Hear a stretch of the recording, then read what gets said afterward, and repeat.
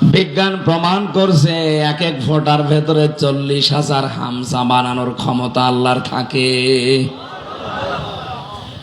ফালিয়ানজুরিল ইনসানু মিম্মা খুলিকা মিন মাইন দাফিকি ইয়াখরুজু মিন বাইনিস সালবি ওয়াত তারাইব। মানুষ কি নজর করে দেখে না কি জিনিস দিয়ে তাকে আমি বানালাম? বাবার নাপাক পানিটা মায়ের রেহেমের ভেতরে যাবার পর 40 দিন এভাবে পাল্টাতে থাকে। এই পানিটা দিয়ে আমি আল্লাহ 4টা জিনিস তৈরি করি: চুল, রগ, হাড় আর পর্দা। মায়ের রেহেমের ভেতরে যে নাপাক পানিটা ছিল, এইটা দিয়ে আরো 4টা জিনিস আমি বানাই: রক্ত, গোশত, চর্বি আর চামড়া। 8টা জিনিস যখন এক হয়, বিজ্ঞান এখন প্রমাণ করছে মানুষকে তৈরি করে পৃথিবীতে আনতে কমপক্ষে 13টা জিনিস লাগে। কয়টা? আপনার মার বাবা মিলে দিয়েছিল কয়টা? 8টা। বাকি আছে, বলেন বলেন। কোরআনে কারীম জানিয়েছে ওয়াজাআলা লাকুমুস সামআ ওয়াল আবসারা ওয়াল আফইদা ইলা আখিরি আয়া। সূরা নাহাল 14 নম্বর পারার 14 নম্বর পৃষ্ঠার 14 নম্বর লাইনের 78 নম্বর আয়াতের শেষের দিকে আছে। তাফসিরে ফি জিলালিল কোরআনে পাবেন। আল্লাহ পাক বলেন, আমি আল্লাহ নিজের এই রব নামের কারণে তোকে শ্রবণ শক্তি, দর্শন শক্তি, বাক শক্তি, আকেল শক্তি আর ঘ্রাণ শক্তি, এই 5টা জিনিস আমি আল্লাহ দয়া করে দান করি। হামসা একটাও যদি তোরে কম দিতাম, দুনিয়ায় আসতে ঠিক কিন্তু অপূর্ণাঙ্গ হয়ে। যদি বাক শক্তি না দিতাম, বোবা হয়ে আসতে। বাবা মানুষ নেই, মাত্র 2 দিন আমি কথা বলতে পারি নাই। আমি বহু চেষ্টা করেছি কিন্তু কথা আমার বের হয় না। রংপুরে ছিলাম 2-3 দিন। এলাকার গরিব মানুষ তো, ওরা ফ্যান দিতে পারে না আপনাদের মতো। দিনের বেলায় মাহফিল ছিল, গা ঘেমে ঘাম গায়ে বসে গলা বসে গেছে। আজকে ধনী এলাকায় এসেছি তো, এজন্য অসুবিধা নেই। তো ওখানে থাকার পর 2 দিন গলা এমন বসা বসেছিল, চিকিৎসা যত রকমের আছে, যে যা বলেছে তাই খেয়েছে। না, কণ্ঠ কার হাতে? খলাকাল ইনসান আল্লামাহুল বায়ান। মানুষ আমি বানিয়েছি আর কথা বলা আমি শিখিয়েছি। বিজ্ঞান এখন জানিয়েছে যে কয়েক ইঞ্চি জায়গা গলার ভেতরে, এক একটা কথা তৈরি হতে 27টা ধাক্কা লাগার পর একটা কথা তৈরি হয়। আর কোরআন আর হাদিস জানিয়েছে প্রত্যেকটি জায়গায় এক একজন করে ফেরেশতা বসে আছে।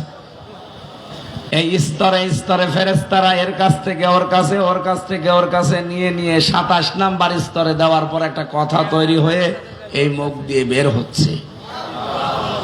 আল্লাহ মনে হয় ফেরেশতাদেরকে বলেছিল, হামজাকে এই দায়িত্ব পালন করার দরকার নেই, তোরা একটু রেস্টে থাক। আমার যে কি অবস্থা ছিল এই 2 দিনে। বাংলাদেশ থেকে বিদেশ থেকে যত মোবাইল এসেছে সারাদিনে এরে দিয়ে ধরিয়েছি। আরে রাতের বেলা বের হয় না যতটুকু না পারলে না, এইভাবে কথা বলতো। গতকালকের মাহফিলটা বন্ধ করে দিয়েছিলাম, হয়নি, কণ্ঠে পারেনি। এর আগের দিন টাঙ্গাইলে খুব কষ্ট করে ঘন্টাখানি কথা বলেছিলাম, আর আজকে একটু হালকা হালকা বের হচ্ছে। আল্লাহ যদি বাক শক্তিটা না দিত, 2 দিনে আমার যা মনে হচ্ছে কি হয়তো আপনি টের পাচ্ছেন না। তাই দর্শন শক্তি আল্লাহ দিয়েছেন দয়া করে। এই পাশের জেলা কুমিল্লা, 17 সালে একটা মাহফিলে আমি খাবার খাচ্ছিলাম এক অন্ধের পাশে বসে। হঠাৎ বিদ্যুৎ চলে গেল, আমরা চেল্লা পাল্লা করছি। লোকটা আমার হাত চেপে ধরে বলছে, হুজুর মাত্র 2 মিনিট কারেন্ট চলে গেছে, আপনারা চিল্লাচ্ছেন। অথচ 40 বছর আমার জীবনে কারেন্ট নেই। কই আমি তো চিল্লালাম না, আমি ছোটবেলায় দেখতে পেতাম। এরপরে একটা অসুখ হওয়ার পরে আমি অসুস্থ হয়ে আমার চোখ দুইটাই হারিয়েছি। এই 40টা বছর আমি দুনিয়া কি কিছুই জানি না, দিন রাত আমার কাছে সমান মনে হয়। ওই দিন আমার আর একটা তথ্য দিয়েছিল হুজুর, চোখ যাদের আছে তারা তো দেখে দিনের বেলায়, ঘুমিয়ে থাকলে তারা স্বপ্নে দেখে। আমরা যারা অন্ধ, দিনের বেলা রাতের বেলা তো দেখি না, ঘুমিয়ে থাকলেও কিছু দেখি না, শুধু একটা আওয়াজ শুনি। ওই দিন আমি বুঝে ফেলেছি যে আল্লাহ আমারে কি দিয়েছে। রমজানে আমি ওমরা হজে ছিলাম, একটা ভিডিও দেখাচ্ছিল, ওখানে মাত্র 11 বছর বয়সের একটা কোরআনের হাফেজ অন্ধ বিচারক জিজ্ঞাসা করছে, তুমি তো এতগুলো দেশের ভেতরে ফার্স্ট হয়েছে, এত সুন্দর তেলাওয়াত, কিন্তু তোমার চোখ নেই, তোমার আফসোস লাগে না? আল্লাহর প্রতি তোমার কোনো অভিযোগ নেই? ছেলেটা বলছে, ওস্তাদ কোনো অভিযোগ নেই, আমি আরো আনন্দে আছি। আনন্দে আছে মানে চোখ নেই, এরপরে আনন্দে আছে মানে কেবল তোমার জীবন শুরু। সারাটা জীবন এভাবে অন্ধ হয়ে থাকা লাগবে। একটা বারের জন্য আল্লাহর প্রতি কোনো অভিযোগ অনুযোগ তোমার আসে না যে আল্লাহ তুমি আমার চোখ দিলি না কেন, আমি তো খারাপ কাজে ব্যক্ত হয়েছি না? তোমার কোরআন আমি অলরেডি 11 বছর বয়সে অন্ধ মুখস্থ করে ফেলেছি, চোখটা দিলে আমি আরো এগিয়ে যেতে পারতাম। ছেলেটা চোখের পানি ফেলে দিয়ে দেখলাম বলছে, ওস্তাদ কিয়ামতের ওই কঠিন ময়দানে মানুষকে যখন আল্লাহ একা একা সামনে ডাকবে, ওয়াকুল্লুহুম আতিহি ইয়াউমাল কিয়ামাতি ফারদা। সূরা মরিয়মের 95 নম্বর আয়াতে আল্লাহ জানিয়েছেন কিয়ামতে প্রতিটি মানুষকে আল্লাহ ডাকবেন স্রেফ একা একা। কয়জন করে? আল্লাহ তার নিজের সামনে ডাক দেবে হামসাকে। এই 33 বছর জীবনের জীবনের প্রতিটি নিয়ামতের পঙ্খানো হিসাব দিয়ে তারপরে সামনে যাওয়া লাগবে। ছেলেটা বলে, বিচারপতি বা বিচারক ওস্তাদ, আল্লাহ যদি আমাকে কিয়ামতে ডাক দিয়ে বলে, আব্দুর রহমান তোর পা থেকে মাথা পর্যন্ত একটা একটা করে নিয়ামতের জবাব দে, পা থেকে শুরু করে মাথা পর্যন্ত আসতে যখন চোখ পর্যন্ত আসবে, আল্লাহকে অন্তত ডাক দিয়ে বলা যাবে, রব্বুল আলামিন তুমি তো আমাকে চোখ দাওনি, দুনিয়া কি আমি কিছুই জানি না, মায়ের পেট থেকে আমি অন্ধ, এই ওসিলা হলো আজকে তুমি আমার চোখের দিকে তাকিয়ে মাফ করে দাও। এই ছোট 11 বছরের ছেলেটার চিন্তা ভাবনা আর আমাদের চিন্তা কোথায়? আকাশ পাতাল পাল্টানো। কোরআনে কারিমের সূরা নাহলের এই 78 নম্বর আয়াতের তাফসীর পড়ার পর আমি দেখেছি আল্লাহ পাক নিজের পক্ষ থেকে যে 5টা জিনিস রব নামের কারণে আমাকে দান করেছেন, একটাও যদি কম দিত কিয়ামত পর্যন্ত আমি অপূর্ণাঙ্গই থেকে যেতাম। কবরে যাওয়ার পর মানুষ বলতে এটা কানার কবর, বলেন এটাই ন্যাংড়ার কবর। কবরে গিয়েও শান্তি পেতেন না মানুষ, গালি দিয়ে ডাক দিত না, তো মানুষ চিনত না। যদি বলতো এটা হামসার কবর, কোন হামসা? ওই কানা হামসা, মানুষ চিনত।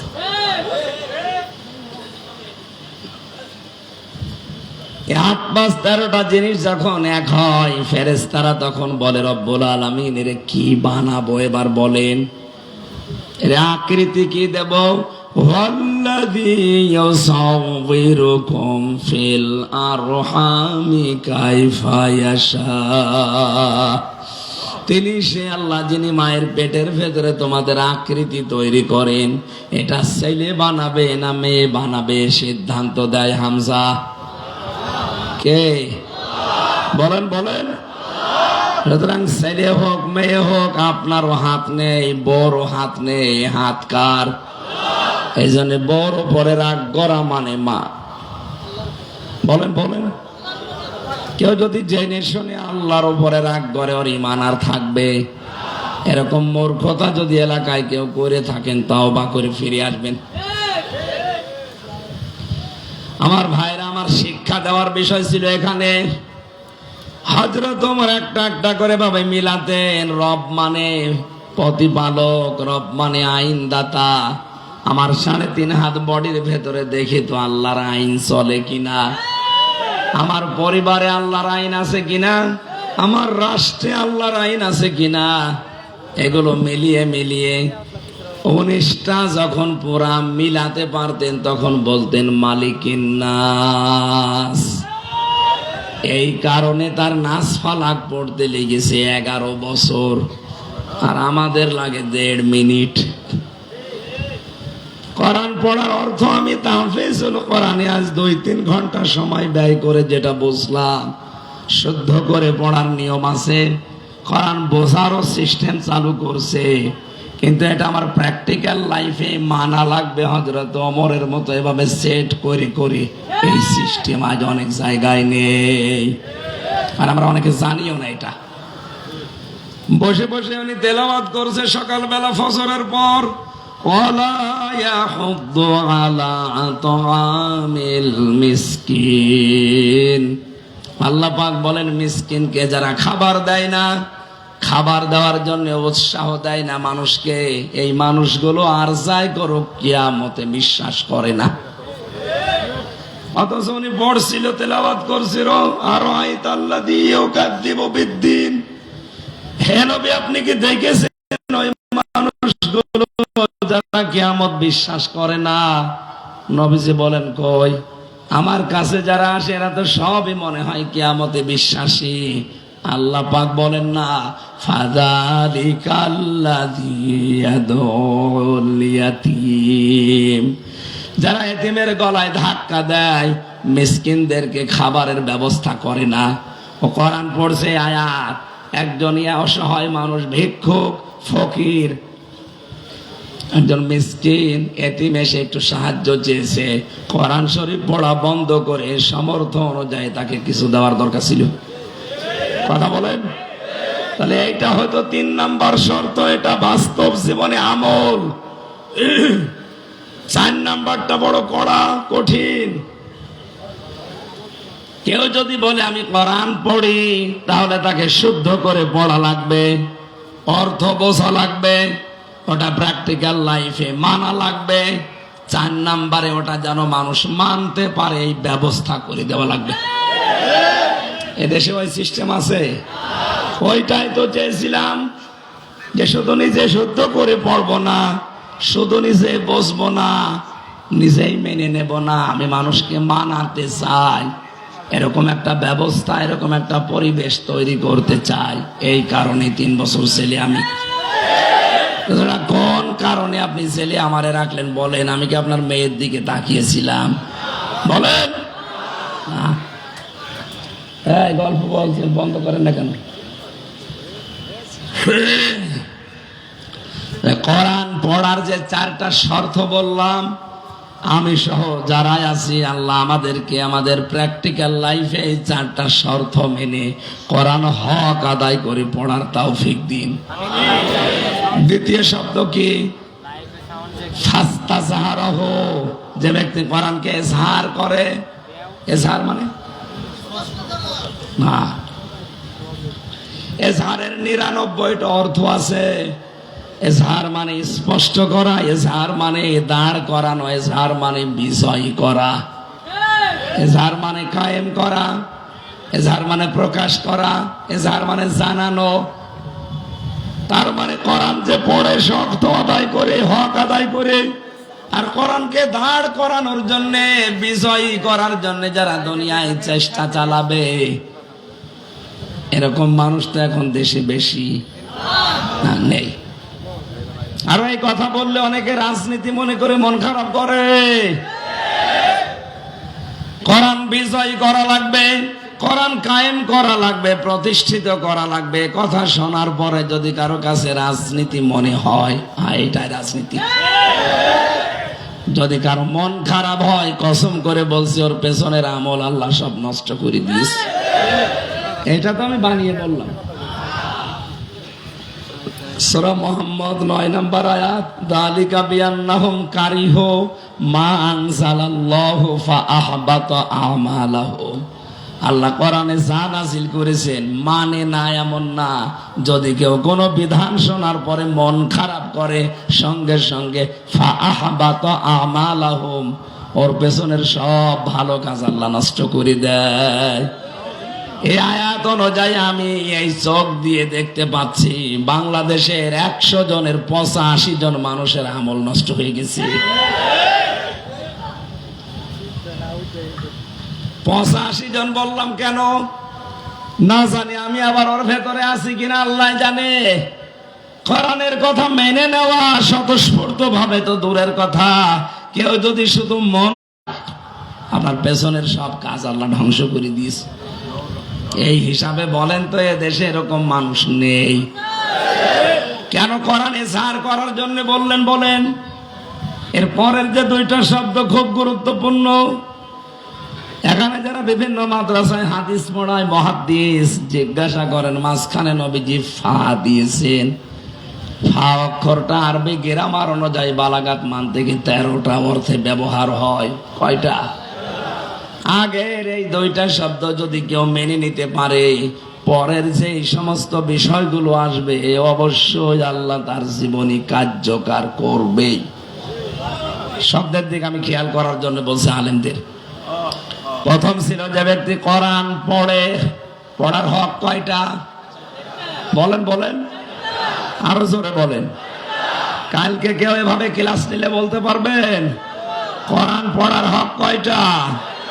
এই 4টা হক আদায় করে যারা পড়ে, এরপরে কোরআনকে সার করার জন্য যারা চেষ্টা চালায়, কোরআনকে বিজয়ী করার জন্য দুনিয়ায় যারা সর্বাত্মক চেষ্টা চালায়, কায়েম করে দেখানো ফরজ না, চেষ্টা করা ফরজ। তাহলে ফাহাল্লা হালালাহু ওয়া হারামা হারামাহু, এর ভেতরে বর্ণিত হালালকে হালাল আর হারামকে হারাম জানার পরে ছেড়ে দেয়। কেন আল্লাহর নবী ফা দিয়ে আবার শুরু করলেন? কারণ কোরআন যদি বিজয়ী থাকে ওই সমাজে হালালকে হালাল জেনে মেনে নেওয়া সহজ হয়। কোরআন যদি বিজয়ী থাকে হারামকে হারাম জানার পরে ছেড়ে দেওয়া সহজ হয়। কোরআন যে দেশে বিজয়ী নেই, যে সমাজে বিজয়ী নেই, ওখানে হালালকে হালাল জানার পর আপনি মানতে পারবেন না। এরকম জায়গা নেই, নাম ধরা লাগবে।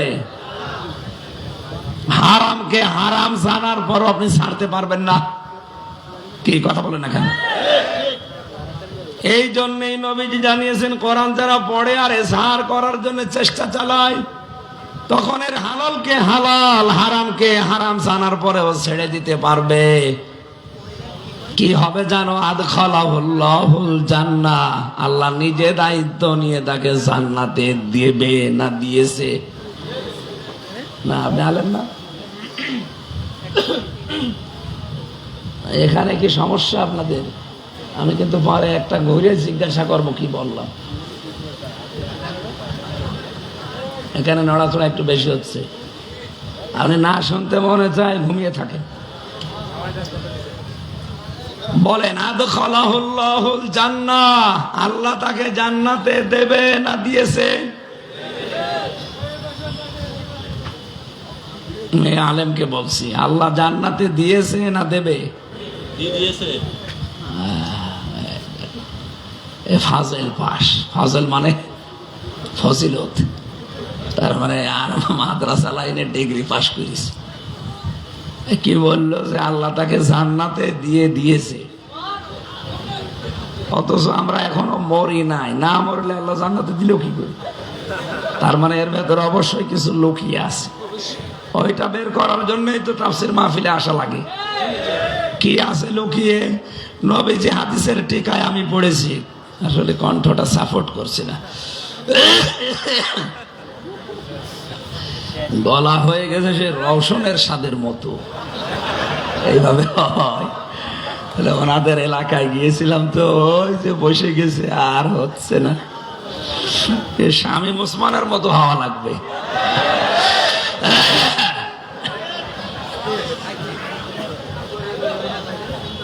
কি বলছিলাম বলেন তো? কেউ যদি কোরআন পড়ে আর কোরআনকে বিজয়ী করার জন্য চেষ্টা চালায়, তাহলে সে হালালকে হালাল, হারামকে হারাম জেনে মেনে নিতে পারবে। নবী জীবনের এরকম পরিবেশ যদি তৈরি করতে পারো, তুমি মনে করবা যে একটা জান্নাতে আছে। আদখালাহুল্লাহুল জান্নাহ, আল্লাহ তাকে জান্নাতে দেবে না, দিয়ে দিয়েছে, এটা মাঝে সিগা। সুতরাং এরকম পরিবেশ যদি আমরা তৈরি করতে পারি, সত্যিই বিশ্বাস করেন একটা মিনি জান্নাতে দেশ তৈরি হয়ে যাবে। সেটাকে মনে করতে পারছি। আজ দাড়িওয়ালা এরকম 10টা মানুষকে আপনি দাওয়াত দিয়ে ঘরে খাওয়াবেন, ওদিকে 10 জন থানায় খবর দেবে, ওখানে গোপন মিটিং চলছে, কি জান্নাতে আসি।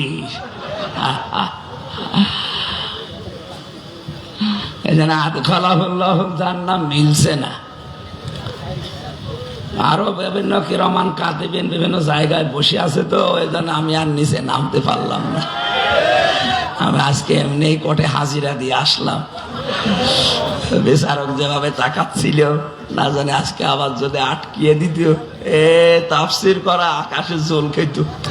থাক, আমি নিচে নামছি না, আমি তেল তালা ওয়াজ করছি। ঠিক আছে? অবশ্যই ঠিক, ঠিক আছে। আপনি রাজি থাকলে আমার অসুবিধা নেই।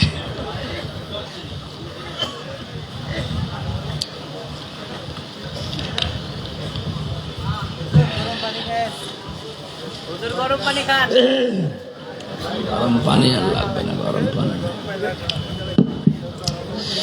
সুবহানাল্লাহ, আলহামদুলিল্লাহ। এটা পায়ে লাগছে।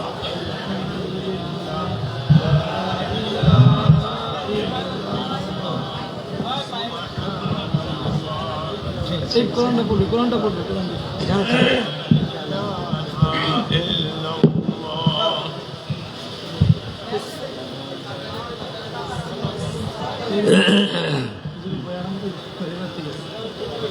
ঠিক আছে।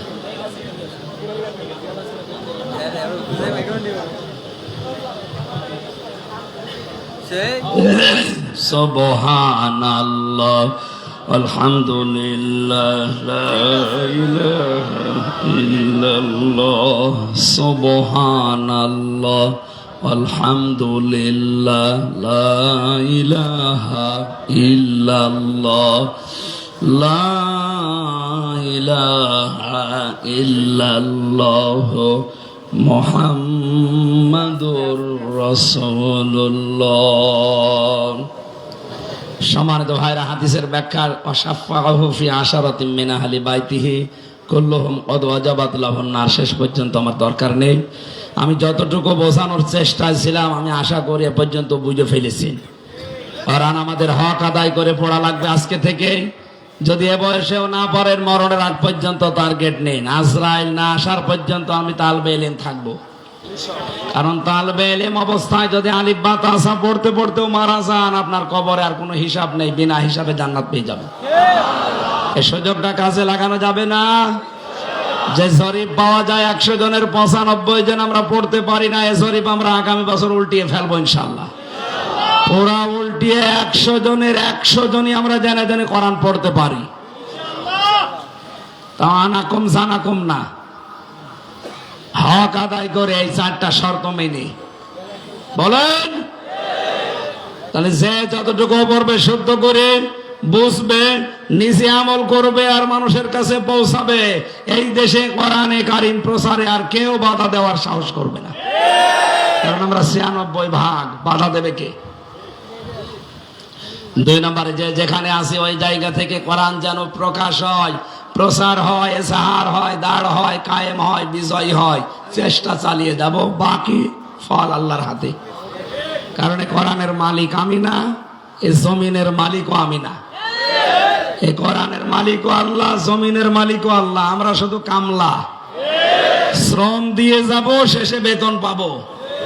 আল্লাহ এই বেতনটা যেন আমাদের জান্নাত, এটা দান করেন। তাহলে মিনি জান্নাতে দুনিয়া থেকে আমরা দেখে যেতে পারবো ইনশাআল্লাহ। দরুদ আর সালাম পাঠ করে কোরআনে কারিমের একটা আয়াত পড়েছি মাত্র, সূরা মাআরিজ থেকে 11 নম্বর আয়াত। আমার আলোচনার বিষয় আজকে মুক্তিপণ। কি বললাম?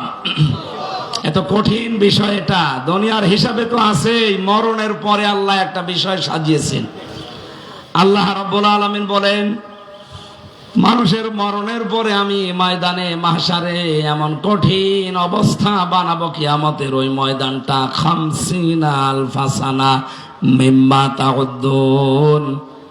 দুনিয়ায় 1 2 করে যেভাবে গণনা করো, মরণের পরে এক একটা দিন শুরু হবে কিয়ামতে 50,000 বছরের মতো লম্বা। এ বিশাল জীবন, এক একটা দিন।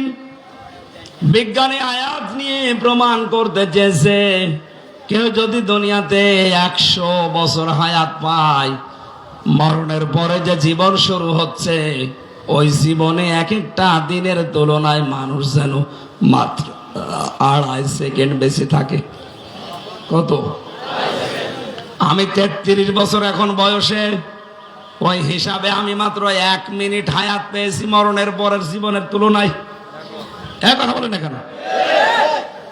2.5 সেকেন্ড যেখানে, তাহলে 33 আরো 33, এই হিসাবে আমি মাত্র 1 মিনিট কয়েক সেকেন্ড হায়াত পেয়েছি দুনিয়ায়।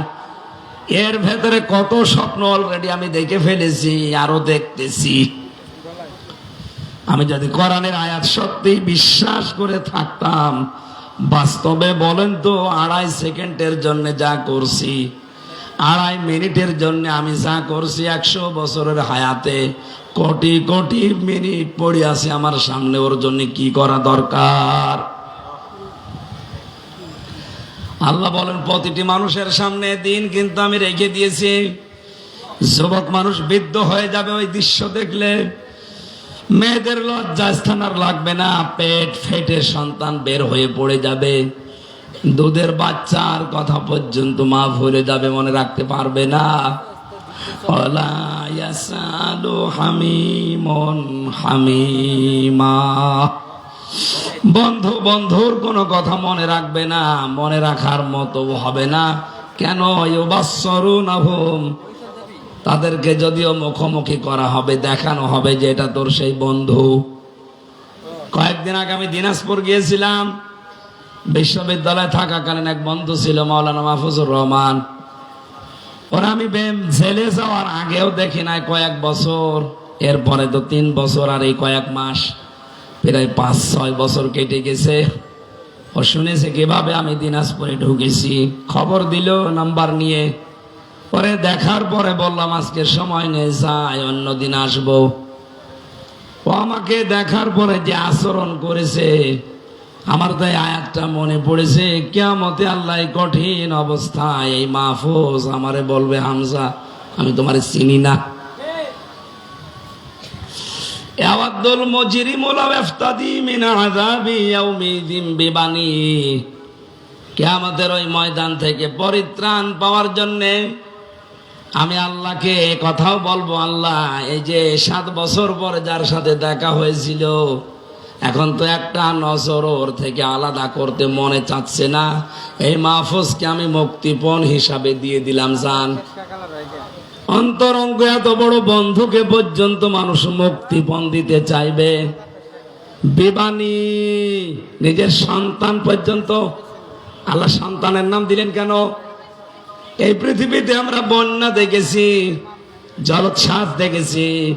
বন্যার সময় অনেক মা পর্যন্ত নিজে ভাসতে ভাসতে মারা গেছে, নিজের 2 বছরের ছেলে আর মেয়েকে বুকের উপরে রেখে ভাসিয়ে রেখেছে।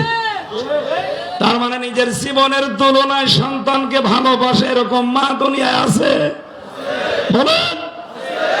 আমার ওই ছোট মেয়েটা ফারিহা জান্নাত, ওর আমি ছেলে যাওয়ার 1 বছর রেখে গিয়েছিলাম, এখন ওর বয়স 4 বছর। এখনো আমারে ভালো চেনে না, কিন্তু ওর প্রতি আমার যে ভালোবাসায় 3 বছরে জন্মিয়েছে। এই যে কোরআন শরীফ আমার সামনে, বাস্তব কথা বলছি।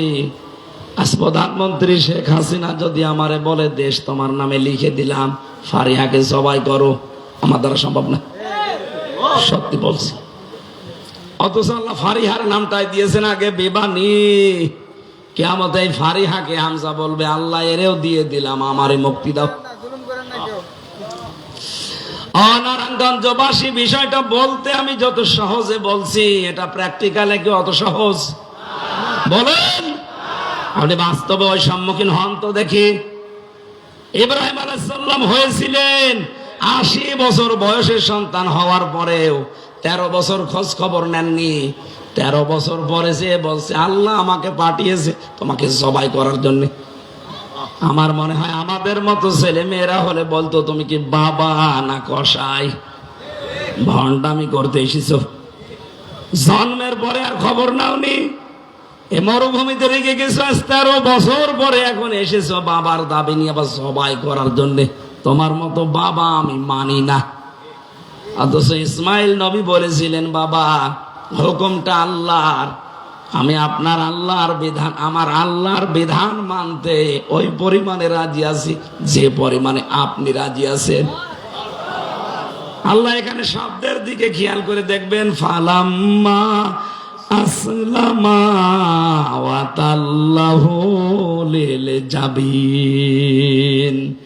আল্লাহ পাক বলেন, দুইজনে যখন এগ্রি হয়ে গেছে তখন আল্লাহর বিধান তারা মানতে সহজ হয়েছে। তাফসিরে ফি জিলালিল কোরআনে মুফাসসির বলেন, আসলামা আল্লাহ দিলেন কেন? তাসনিয়ার সিগা দিয়েছেন এই জন্য, ইসমাইল নবী যদি বলতেন আমি সবাই করব, আল্লাহর বিধান আমি মানব, ইসমাইল নবী যদি বলতেন না আমি এটা হতে দেব না, আমার জীবন আমি দেব না, আল্লাহর বিধান মানা হতো? বলেন বলেন, পারতো না। আবার ইসমাইল যদি বলতেন হ্যাঁ আমি সবাই হব, আল্লাহর বিধানে আমি রাজি আছি, ইব্রাহিম নবী যদি বলতেন না আমার মায়া লাগে, 80 বছর বয়সে ধরে পেয়েছি আমি করব না সবাই, আল্লাহর বিধান পালন হতো? বাংলার মুসলমানেরা কেন এই আয়াত পড়েন, শিক্ষা নেন না? শুধু এই টুপিওয়ালা গুলো হেফাজত জামাত চরমনাই কি করবে দেশে, আর এদেরই দায় পড়েছে নাকি ইসলামে দেশে কায়েম করার।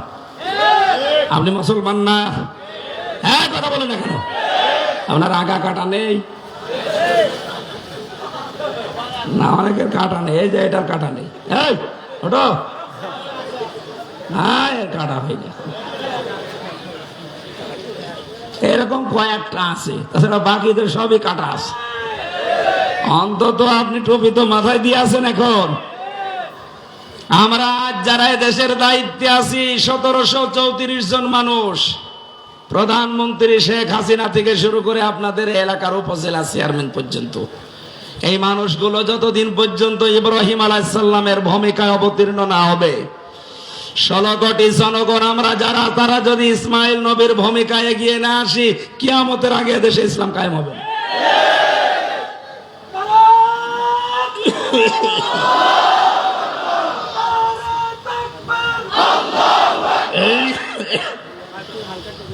যতটুকু বোঝার যদি বুঝে থাকেন, আমার মনে হয় ওয়াজ হয়ে গেছে।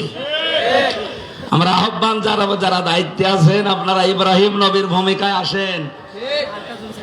নারায়ণগঞ্জের বন্দরে যে 50টা পরীক্ষার কথা বলেছিলাম জাতির পিতা ইব্রাহিম আলাইহিস সালামের, আপনার যারা দায়িত্বে আছেন আমাদের পিতার মতো অভিভাবক, সুতরাং আমরা চাই আমাদের জাতির পিতা ইব্রাহিম নবীর মতো এগিয়ে আসবেন আল্লাহর বিধান পালন করার জন্য।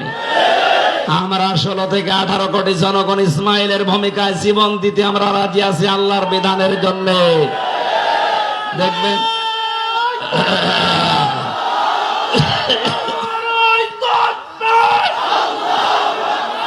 ইসলামের শত্রুরা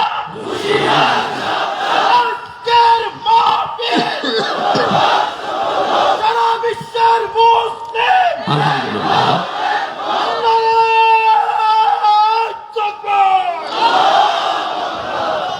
ইসলামের শত্রু নেই। এদেশে 4 ভাগ অন্যান্য উল্টো পাল্টো লোক আছে, 96 ভাগ আমরা। সুতরাং আমাদের ওই চিন্তা নেই, ও শত্রুতা করেও কিছু করতে পারবে না। বহু চেষ্টা চালাচ্ছে, এখনো পর্যন্ত ষড়যন্ত্র বন্ধ নেই। বিভিন্ন রকমের সূক্ষ্ম ষড়যন্ত্র চলছে। না আপনি পারবেন না, আপনাকে আমি কোরআন সামনে নিয়ে, আল্লাহর দিকে তাকিয়ে, বিশাল জনসমুদ্র সামনে নিয়ে গ্যারান্টি দিচ্ছি, এদেশে এখনো যারা ষড়যন্ত্রে আছেন থামেন, পারবেন না। যা যা ষড়যন্ত্র করছেন ওখানে থেমে যান, কিয়ামতের আগে দেশ থেকে ইসলাম বিদায় করা সম্ভব না। যত চেষ্টা চালাচ্ছে তত বেড়ে যাচ্ছে। কি করেছেন আমারে 3 বছর আটকিয়ে? আগে 20,000 মানুষ হতো, এখন 50,000 হচ্ছে। এই জন্য হবে না এভাবে, এই সিস্টেম বাদ দেন, আদর্শ নিয়ে আসেন। আমরা এসেছি রসুলের আদর্শ নিয়ে। পৃথিবীর কোন আদর্শ এখানে আর হবে না, এই জায়গায় সব জিরো। বলেন। এই জন্য আমাদের উচিত হচ্ছে, আমরা সবচাইতে আপন যেটাকে বলি সন্তান, আমার ফারিহাকে পর্যন্ত যদি কিয়ামতে আমি দিতে চাই, তা আর কে বাকি থাকে? আল্লাহ এরপরও আরেকজনের নাম দিয়েছে। আল্লাহ পাক বলেন ওয়াসাহিবাতিহি ওয়া আখি। মানুষ কিয়ামতে তার বউকে পর্যন্ত মুক্তিপণ দিতে চাইবে। কাকে? বলেন বলেন। এমনকি তার ভাইকে,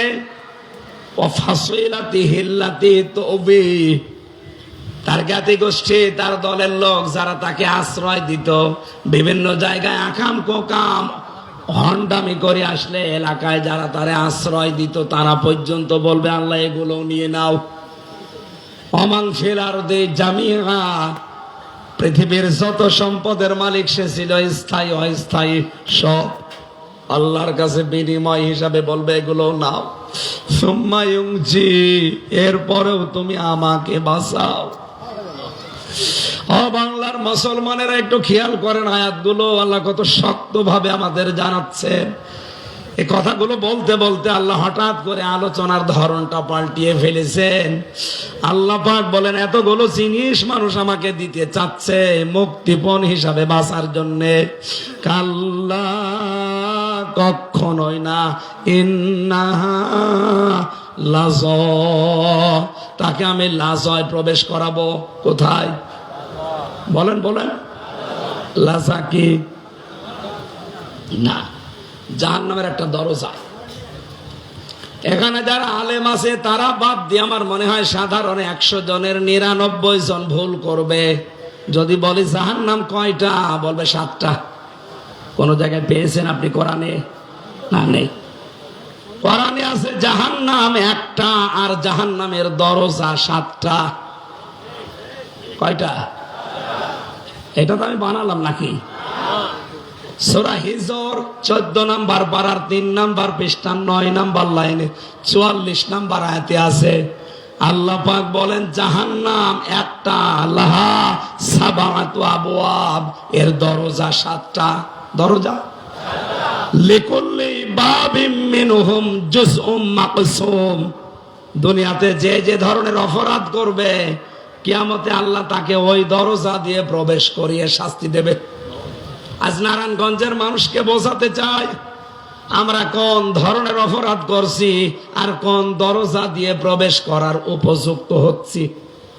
যদি এখন ওই 7টা দরজার যে কোনো দরজার সামনে থাকি, ওখান থেকে ফিরে জান্নাতের দরজা আছে কয়টা? জান্নাতের দরজা 8টা। শুধু শুনেছেন, কোনোদিন পড়েছেন? পড়েননি। কোরআনে কারিমে আল্লাহ 100টা জান্নাতের স্তরের কথা দিয়েছেন। কয়টা? 100। ওই 100টা দরজা খোলা আছে, স্তর বানানো আছে। যে যেই দরজার সামনে দিয়ে যাওয়ার সৌভাগ্য অর্জন করতে পারবেন। আজকের আলোচনা থেকে শেষ পর্যন্ত আমরা বলছিলাম জাহান্নামে একটা দরজা 7টা। কারণ কি? প্রাইমারি একটা স্কুল, এখানে 1 থেকে 5 পর্যন্ত পড়ায়। স্কুল কয়টা? বলেন বলেন। ক্লাসরুম, দরজা, সে যেই ক্লাসে পড়ে ওই দরজা দিয়ে সে প্রবেশ করে। আল্লাহ বলেন জাহান্নাম ওই একটা। দুনিয়ায় যে যে ধরনের অপরাধ করবে তার কেসেমে ওইটা জুটবে, তার ভাগে। তাহলে আজকে আপনি মিলাবেন আপনি কোন অপরাধে আছেন আর কোন দরজা দিয়ে আল্লাহ আপনাকে প্রবেশ করাবে। তার 1 নম্বর দরজার নাম হচ্ছে এই লাজা। নাম কি? বলেন বলেন। কি এটা? নাযাআতাল লিশাওয়া, আল্লাহ বলেন দরজা দিয়ে প্রবেশ করানোর সঙ্গে সঙ্গে মানুষের চামড়া খসে যাবে। কথা শুনতে যত সহজ মনে হচ্ছে বিষয়টা অত সহজ। আমি রিমান্ডে ছিলাম 10 দিন, ওখানে আমাকে দেখেছি আমি তো মূল্য চুরির মামলা কিছুই জানি না, তাই 10 দিন। যারা অস্ত্র নিয়ে ধরা পড়েছে মার্ডার মামলার আসামি, এই মানুষগুলোকে যারা রিমান্ডে নিয়ে যায় তারা বলে যে মধু সোনা এ দুধ খাও, হ্যাঁ এই নখ তুলে নেয়। আমাকে বিভিন্ন জিনিস দেখিয়েছিল কিন্তু আমার তোলে নাই, কিন্তু আমার সামনে অনেকে তুলেছে। জীবিত মানুষের যদি নখ তুলে নেয় বলেন তো, এরপর আবার এরপর লবণ ছিটিয়ে দেয়। নখ তুলে নেওয়ার পরে যদি লবণ ছিটায় জীবিত মানুষ, ও তো এমনি অজ্ঞান হয়ে যাওয়ার কথা। আর বাকি যে জায়গায় বিভিন্ন জিনিস দেওয়ার কথা অত তো বলাই যাচ্ছে না। এই যে এখানে যাওয়ার পরেও কিন্তু চামড়া খসে যায়নি। আমি একটা ঘরের ভেতরে 11 ঘন্টা দাঁড়িয়েছিলাম এক পায়ে, কিন্তু আমার কিছুই হয়নি। আমার কষ্ট হয়েছে, আমার চামড়া খসেছে বলেন। আমার চোখ বাঁধা ছিল, হাত বাঁধা ছিল, আমার হাতে টাঙানো ছিল, অসুবিধা নেই, কিন্তু আমার চামড়া খসে নাই। আল্লাহ নাজ্জাত শাওয়া দিয়েছে। এ ঘরে প্রবেশ করাতে সঙ্গে সঙ্গে চামড়া খসে চলে যাবে। তার মানে এমন এমন যন্ত্রপাতি সেট করা আছে, ঢুকলেই চামড়া খসে যায়। এই জায়গাটা অত সহজ বলেন? কেন দেবে এখানে? কোরআনে কারীম জানাচ্ছে 2টা গুণ যাদের ভেতরে দুনিয়ায় পাওয়া যাবে, এই লাজা নামের দরজা তাদেরকে ডাকবে। নারায়ণগঞ্জের মানুষেরা মিলান তো আপনার ভেতরে আছে কিনা? তাদউ মান আদবার ওয়া তাওয়াল্লা। এই জাহান্নামে লাজার দরজা তাদেরকেই ডাকবে যারা সত্যকে সত্য জানার পরও মুখ ঘুরিয়ে চলে যায়। আর বাংলাদেশে এই চরিত্রের মানুষ বেশি। চোখে আঙ্গুল দিয়ে দেখিয়ে দেওয়া হয়, এরপরও মানতে চাই না। আমি কি নিচে নামবো না? মানে আমি আবার 3 বছর থাকি। তার মানে সত্যকে সত্য জানার পরও যারা মুখ ফিরিয়ে নেন, আপনি তো নিজে টের পাচ্ছেন, আপনি নেচ্ছেন কিনা? আপনি জানেন যে এটা সত্য কথা, কিন্তু আপনার দলের লোক না, আপনার বাবার মুরিদ না, এই জন্য আপনি মানতে চান। আপনি জানেন তাহিরি ভাই যা করছে এগুলো ঠিক না, তারপরও আপনি অন্ধভাবে ওগুলো মেনে নিচ্ছেন। আপনার বিবেকের ওপরে কি কুকুরে পোশাক করেছে? কোন ইসলামে আছে ওই রকম নাচানাচি করা লাগবে?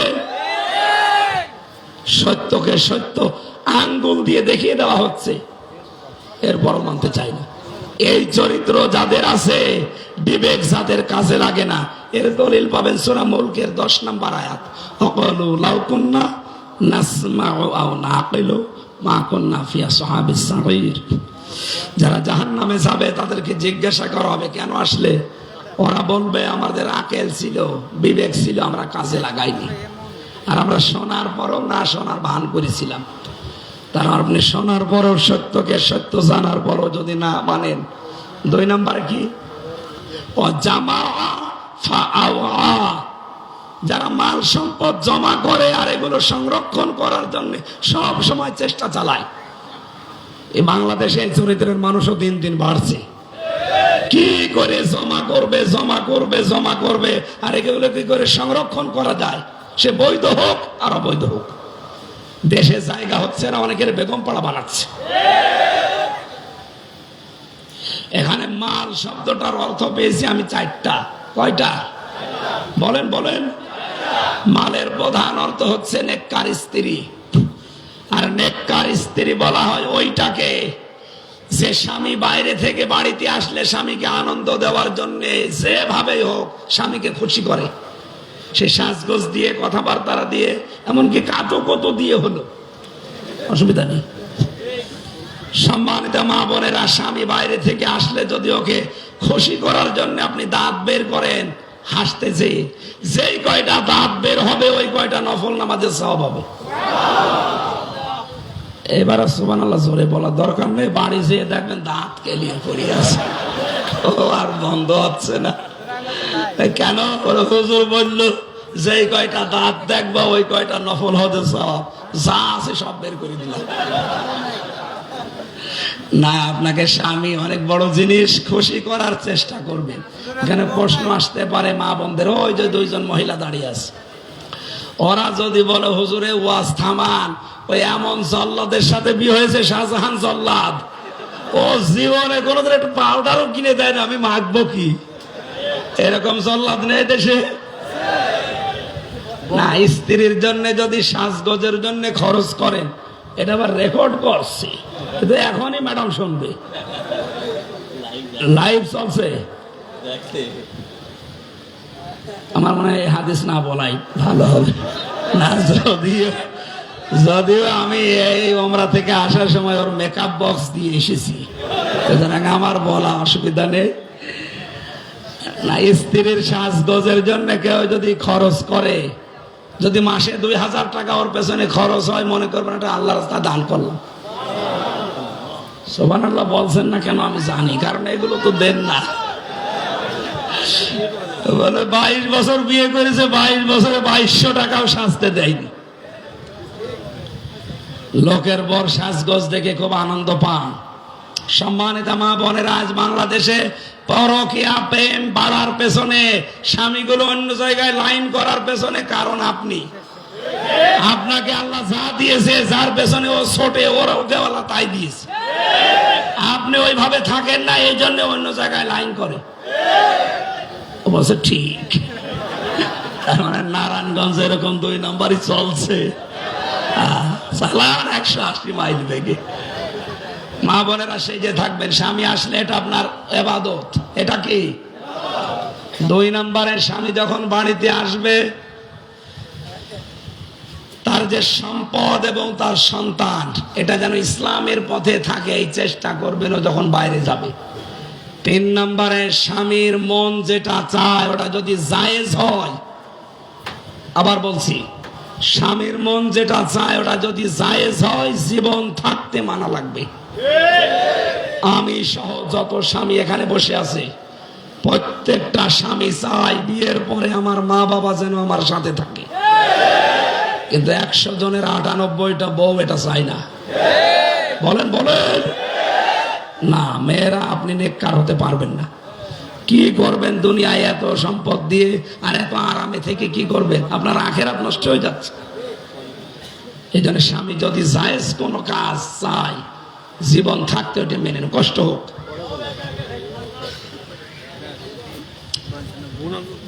4 নম্বরে নিজের ইজ্জতের হেফাজত করা লাগবে মেয়েদের। আমি জেলখানাতে দ্বিতীয় যে জল্লাদ পেয়েছিলাম, এই শাহজাহান জল্লাদ বের হওয়ার পর এখন আছে ইলিয়াস, কেন্দ্রীয় জেলখানার যে লোকটা এখন ফাঁসিতে ঝোলায় মানুষকে, ওর নাম ইলিয়াস, চট্টগ্রামে বাড়ি। ওর কাছে একদিন বসে বসে শুনছিলাম কি হয়েছে। বছর 17 বছর ছিলাম সৌদি আরবে, দেশে আসার পরে বিয়ে করেছি 11 বছর। বিয়ে করার পরে শুধু বর সাথে আর মা আর বোনের সাথে মিল নেই, কিছু দিলেই খালি রাগ করে। এই বর আর মন পাই না। শেষ পর্যন্ত ও ছাতা মারার জন্য না একটা থাপ্পড় মেরেছি, মানে এমন একটা জায়গায় লেগেছে ও ছাতা মারা গেছে। এখন আমার এই যে যাবজ্জীবন জেল, ফাঁসি ছিল, এখন আমার 30 বছর জেল। একটা মানুষকে ফাঁসি দিলে আমি 4 মাস জেল থেকে মুক্তি পাই।